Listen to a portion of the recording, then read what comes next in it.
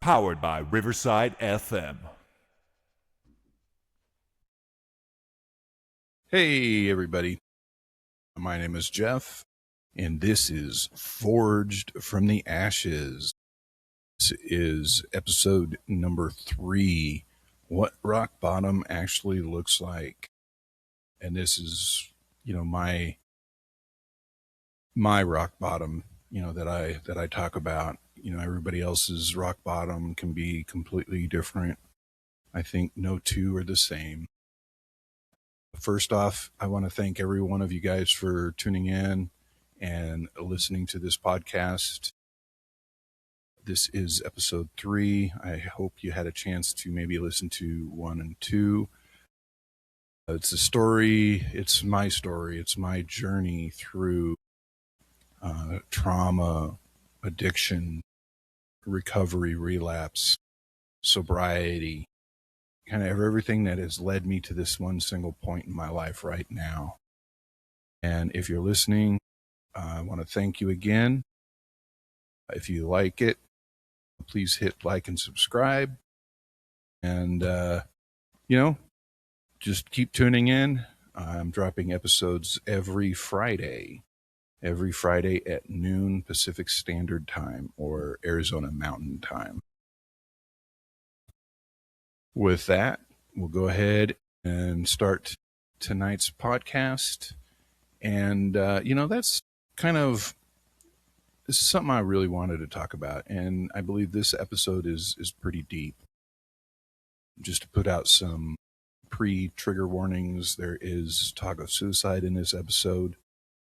And hope and resilience with that. So just to put that out there. But rock bottom, it gets misunderstood a lot because a lot of people think, they hit rock bottom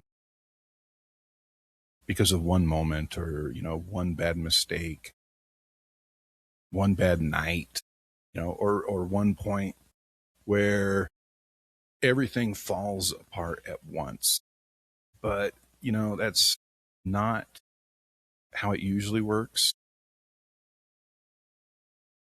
Rock bottom isn't always loud.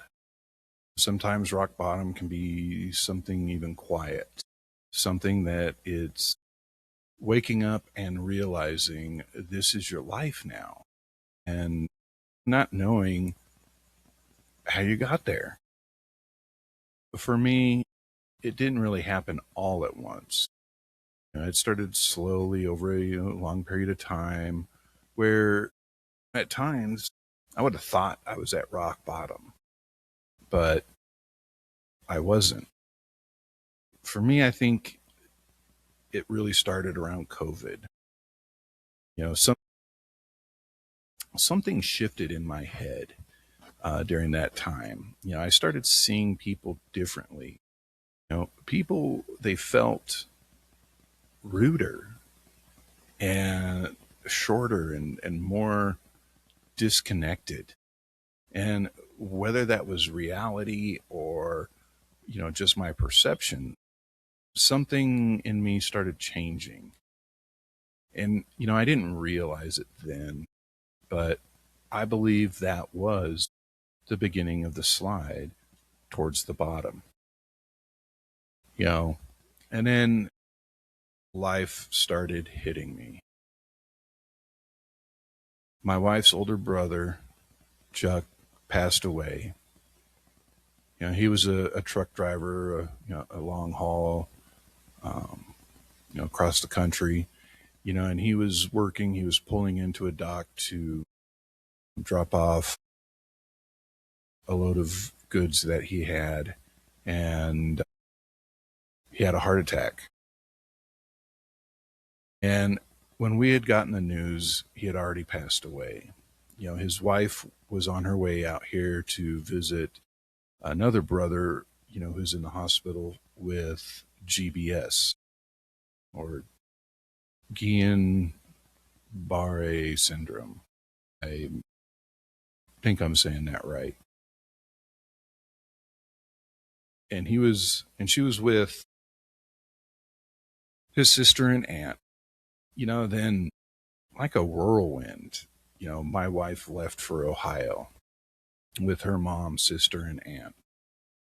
I was unable to take the time off from work to be there with them. And honestly, I don't think I would have been any good though had I gone. I would have stayed drunk and I would have hid in my drinking. You know, I felt like I had a really close relationship with Chuck. You know, when my wife and I got married, I asked if he would be the one to marry us. And, just a quick little backstory on that. We actually got married in the courthouse, and then, later we had this huge party, and I asked him to kind of officiate the wedding for us. That's, how much I felt for him. And his passing affected me deeply. It affected me more than I guess I really even thought of. I never really had a conversation with my wife about it because, I used alcohol as my grief counselor, and my grief an excuse to drink. That vicious cycle I talk about, around and around. I didn't process it. I drank and I got drunk and I stayed drunk.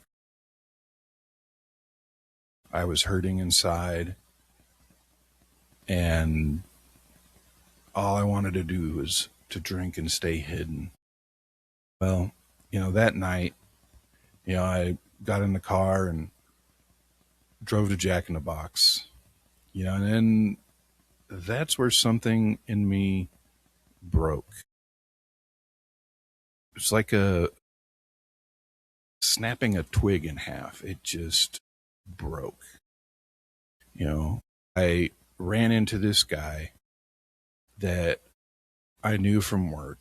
He happened to be just a rude customer, and he complained about everything. I even gave him options of going somewhere else. He was one of those guys. And I walked in, and he was giving the girl behind the counter, the cashier, such a hard time about a few cents over the 2 tacos for 99 cents that, didn't exist anymore. But she was about in tears. And I'd had it, and something in my head just snapped. I started going off on him like you wouldn't believe. I couldn't do it anymore. At one point he's like, well, let's take this outside. And I told him, all right, let's go. He walked outside arguing back and forth. And that particular day, I was just wearing a t-shirt with a button down shirt on, and the buttons were unbuttoned. And when I got outside, I kind of flung my shirt open, and it revealed the gun I had been carrying at the time, which, when I look back, that was a stupid idea to begin with. I was drunk. I was driving under the influence. I was carrying a firearm. And, when my shirt flew open, he saw my gun and he made some comments. I never threatened him with it. Never said anything about my gun. I never even pulled it out. I did remember telling him I didn't need a gun. 30 seconds or so go by of us, kind of going back and forth about it. And then at that moment, I started to think, I'm drunk. I'm angry and I'm completely out of control. And it was like this, hearing this loud shouting voice, almost like thunder going off in my head. And it told me, you need to leave. Because if you don't, you might do something you can't take back. And that should have been my wake up call, a slap in the face with a fucking bat. I was so pissed off at him and the fact that my brother-in-law had just passed away. I was hurt. I was hurt deeply. Never in a million years would I have done anything like that sober. Ever. Maybe my rock bottom, but it wasn't. Because rock bottom doesn't always stop you. Sometimes you just keep going a little further below rock bottom. You just keep digging and digging and digging. A few months later, things got even darker. And I wanted the world to hear me. And the way I chose to do that, so it was my granddaughter's birthday. And on what should have been a day to celebrate her, I took a bottle of Seroquel. Yeah, the whole bottle. I took the pills in hopes that I wouldn't wake up. I took them with no regard to it being my granddaughter's birthday, not knowing if I would survive. And to be honest, I didn't care if I did. I had no care whether she would have to live her whole life with the memory of her poppy dying on her birthday. That's where I was mentally. My wife, she had to take me to a critical crisis center.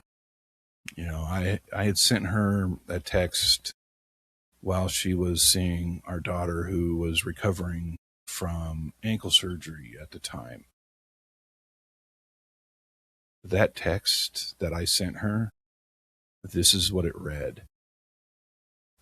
I love you. I do. But I can't do this anymore.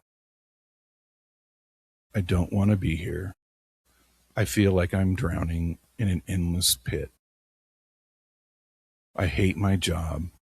I hate where I'm at. I hate our house. Nothing will ever change. I'm done. I'd rather be dead than live here or anywhere. I do love you. However, I cannot go on anymore living the life we live. We're not happy. I am a failure. There is no reason for me to be here anymore. You didn't believe me. Love you, Jeff. I started drinking very early. Because it was a party after all. But I vaguely remember waking up long enough for my wife to drive me to the crisis response center. She had told me that, on the way there, I was in and out of consciousness. And, when we arrived, I sort of remember being there, but, you know, I think after a day or so, I started to kind of come back to reality. And, I was a little unsure where I was. But then I remembered. From there, I was moved into a mental health facility and I was put on suicide watch for 48 hours. I had no doors to anywhere. I had nothing. And that's not something I ever thought would be part of my story. That's something I never thought I would even say out loud. After that, I went to rehab. I stayed. I did the work. And when I left, I thought I was better. I think I went a month, maybe, without drinking. But I told myself, I'm good now. I've got this. But I wasn't. Because really, nothing inside of me has changed. And, before long, I was right back where I started. That fucking cycle. I couldn't get rid of it to save my life. It just over and over and over again. Then life hit me once again.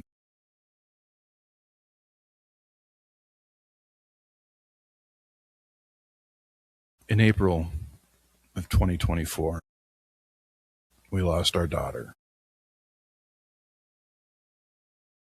I remember my wife calling me at work, frantically saying something to me that I didn't quite understand. And then she was saying, well, let me call you right back. And I remember her saying something about the fact that she was gone, but when she called back, I heard what she said. And I was in such disbelief that it wasn't really processed. She had happened to take me to work that day. I don't remember the reason or the occasion, but she came and picked me up. And when she got there, I could tell instantly that she wasn't good. She was not in a good space. I drove us home. And, on the way, we kind of talked a little bit, but I was still in just disbelief. And, on the way home, the first place I stopped was a gas station to buy booze and smokes. Here our daughter dies in a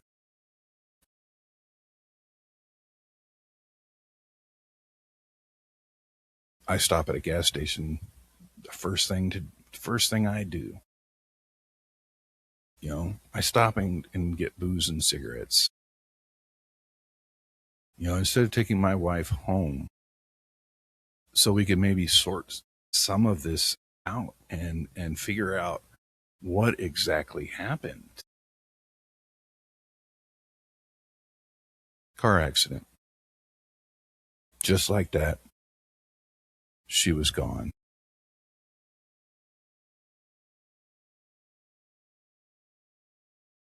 You know,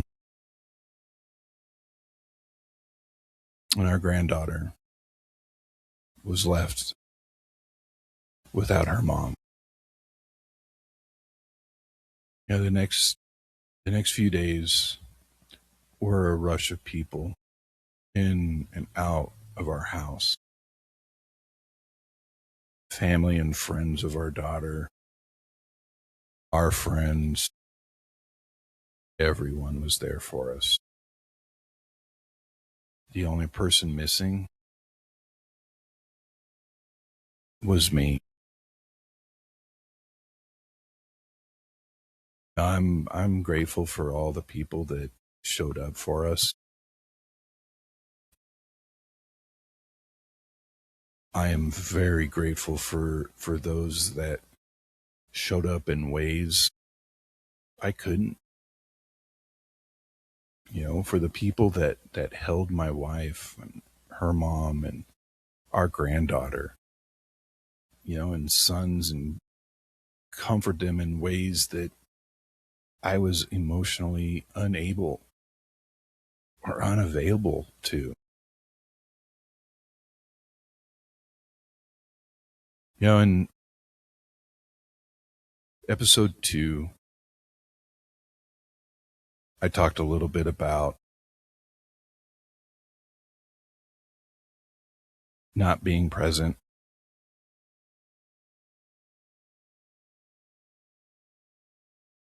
In certain times, you might miss out on certain events or certain things that happen in your life that you can't get back.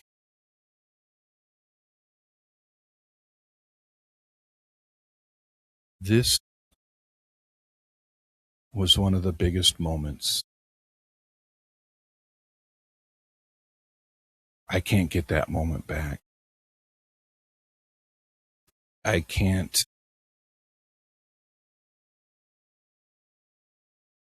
I was looking, my wife had posted some pictures of our daughter and our granddaughter together.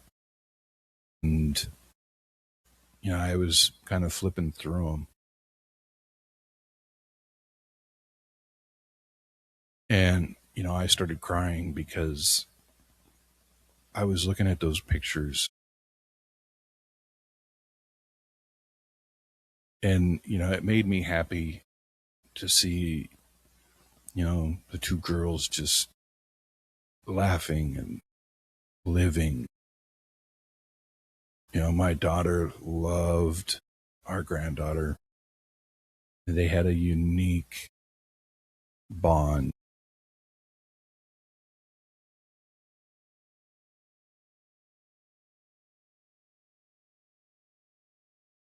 Seeing those pictures, doing silly faces, walking on the beach,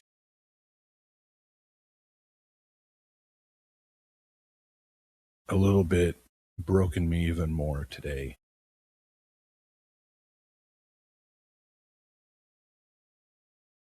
So remember when I say you will regret the choices of your using, because honestly,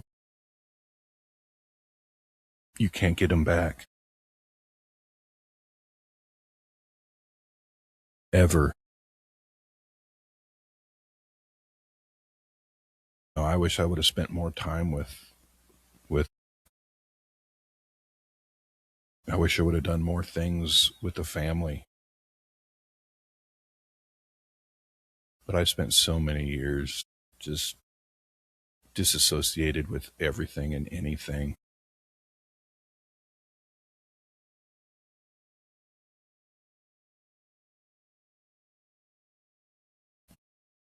That that really broke me.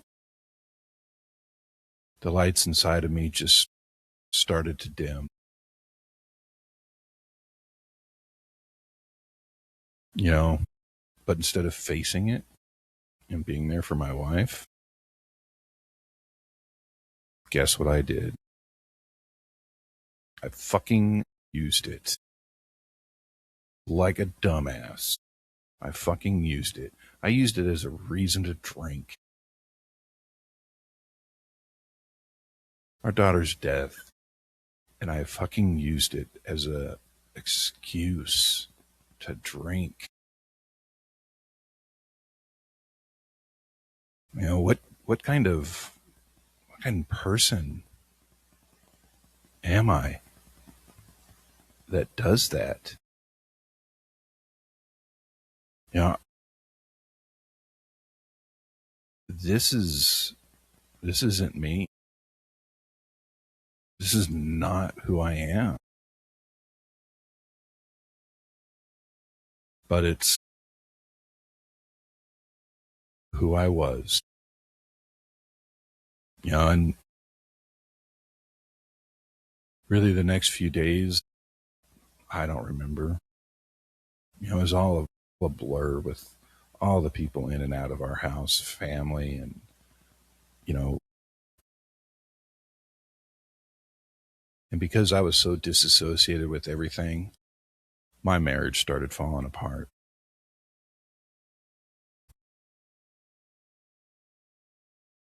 My wife was hurting, and I wasn't there. You know, I wasn't the man she needed. I wasn't the shoulder she could lean on and cry. I wasn't the listener to listen to her talk about what happened. I disappeared. Physically, emotionally, mentally, however, I disappeared. I just isolated myself away, closed myself off to the world. Because isn't that what addicts do? Our pain over anyone else's, regardless.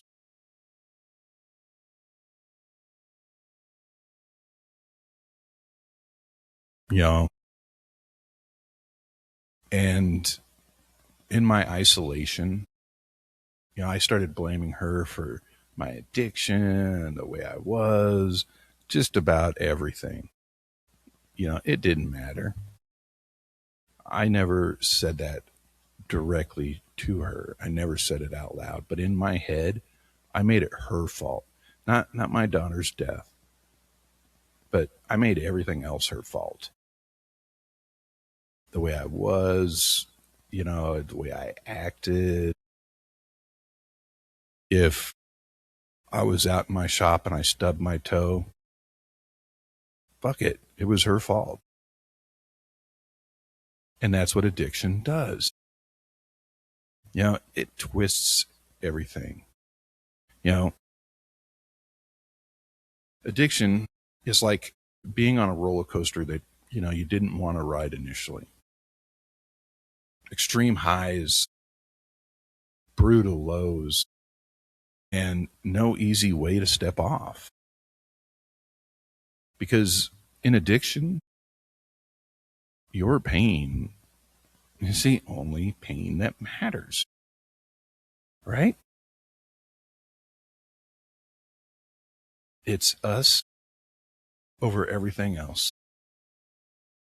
And that's all we care about. But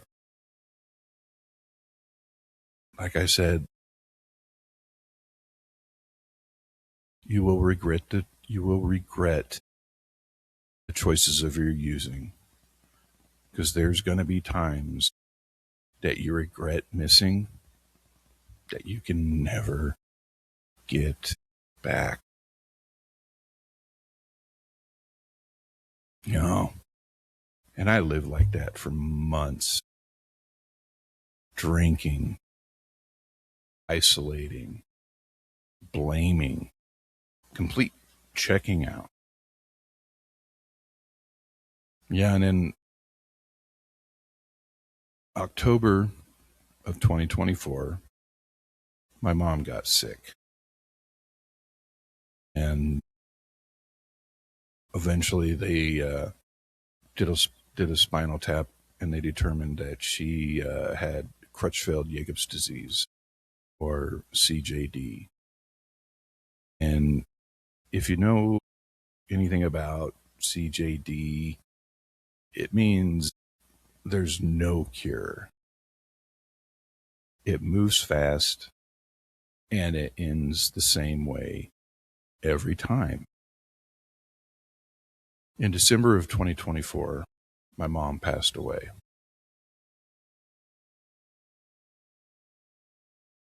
Yeah, and something inside me just empty, gone. Not loud, just emptiness.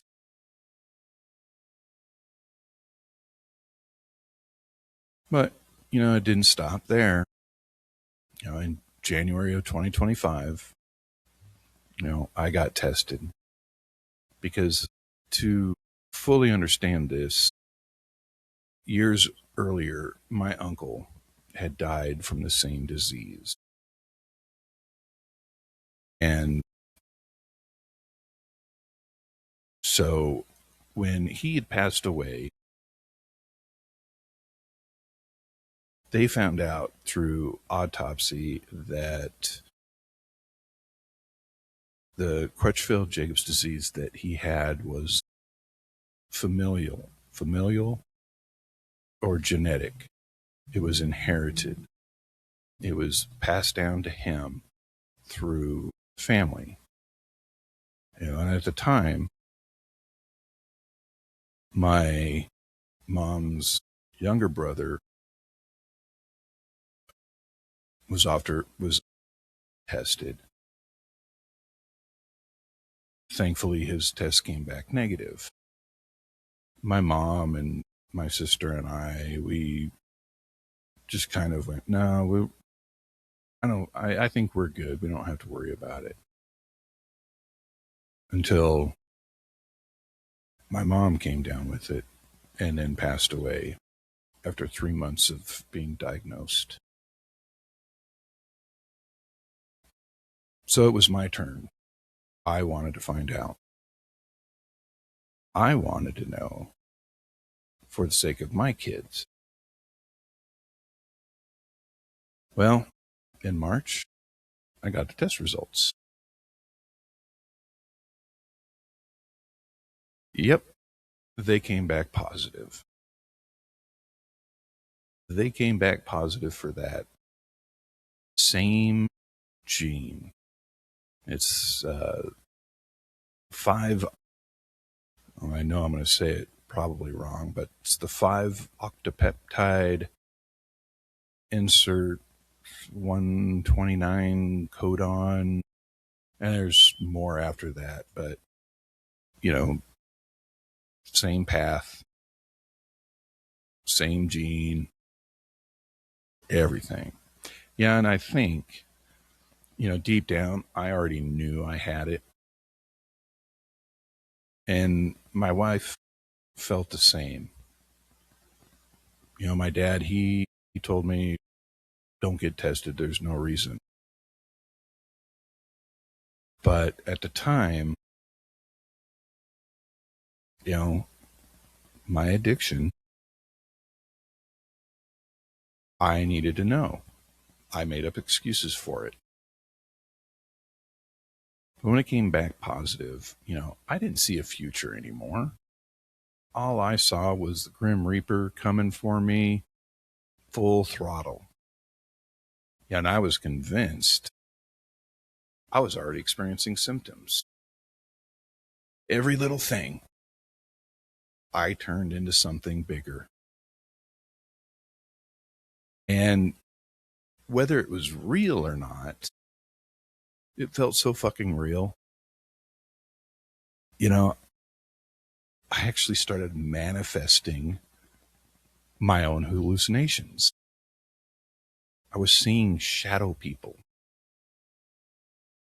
out of the corner of my eyes, just like here.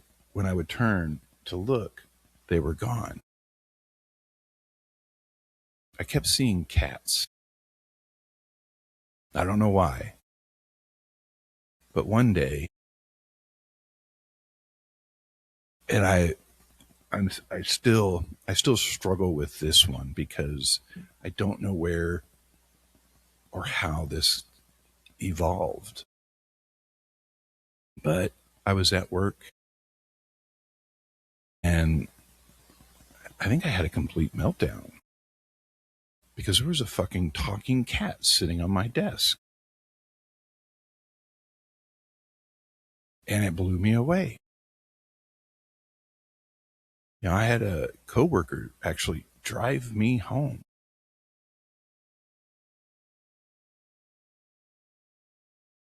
And, you know, so therefore, the drinking got worse. Because now I wasn't just running from pain, I was running from what I believed was my future. Then,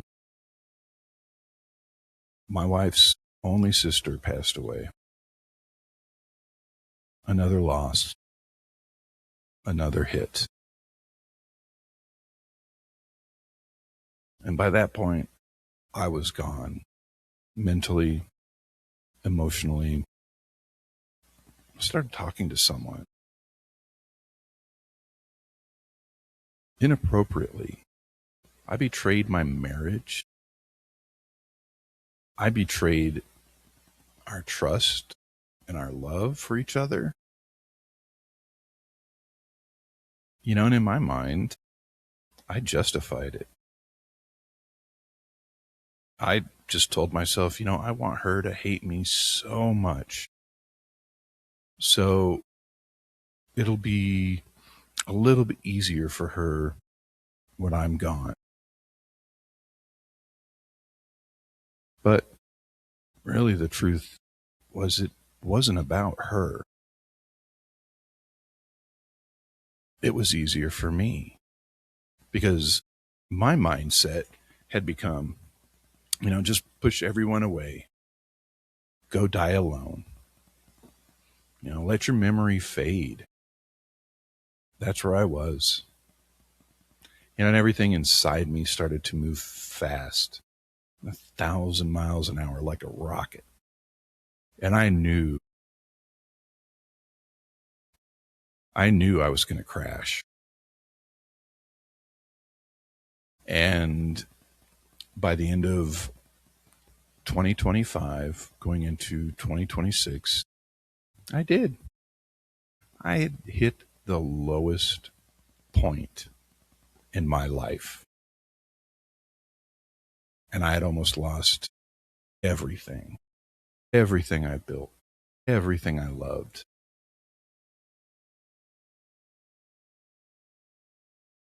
And then one day, I woke up. I saw it clearly.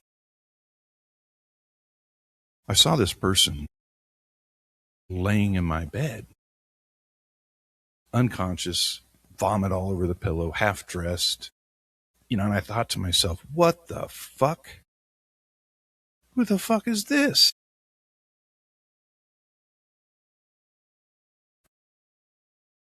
And that's when I knew that was my rock bottom. So there was no single one moment for me. It was a series of moments just that kept stacking on top of each other until there was nothing left. And the truth is, when I was living it, I didn't call it rock bottom. You know, I called it my fucked up life. But I was drowning quietly. But, you know, if you're there right now, I see you because I know what it feels like. And I know everyone's rock bottom is going to be different.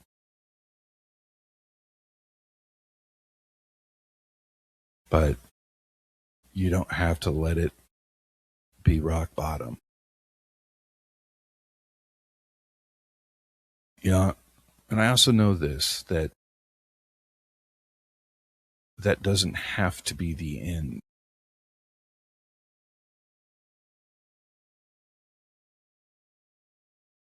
This is Forged from the Ashes. My name is Jeff. I will see you soon in episode 4. If you would like more information about CJD, you can reach out to the CJD Foundation at cjdfoundation.org. You can also reach out to the American Heart Association if you have more questions, or the Guillain-Barré syndrome, or GBS. I will put links in the bio or description of this particular podcast. And anybody out there that is in crisis right now, or if you know of somebody, or if somebody you love is in crisis, please reach out, talk to someone, call 988. It doesn't necessarily have to be suicide. Any kind of crisis. They've got trained professionals that will listen to you, talk to you, and be there for you. Again, thank you so much for listening. This is Jeff, and I'm going to play a little song, and it's my song.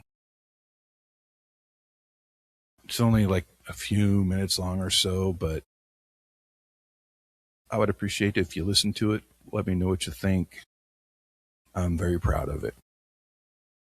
Thank you, and good night.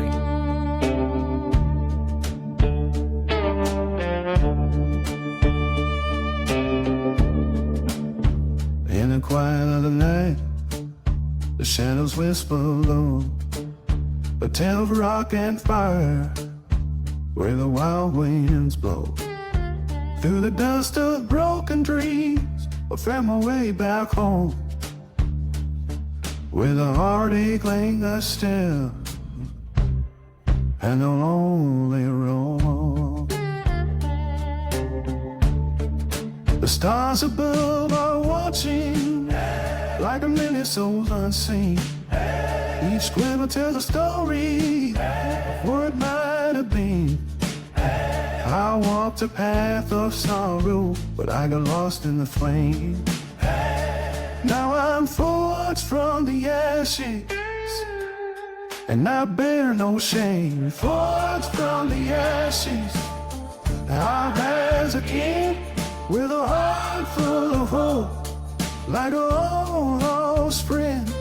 Every scar tells a story, every tear shines bright in the echoes of the past. I find my light. The ghosts of old decisions pass through the midnight air.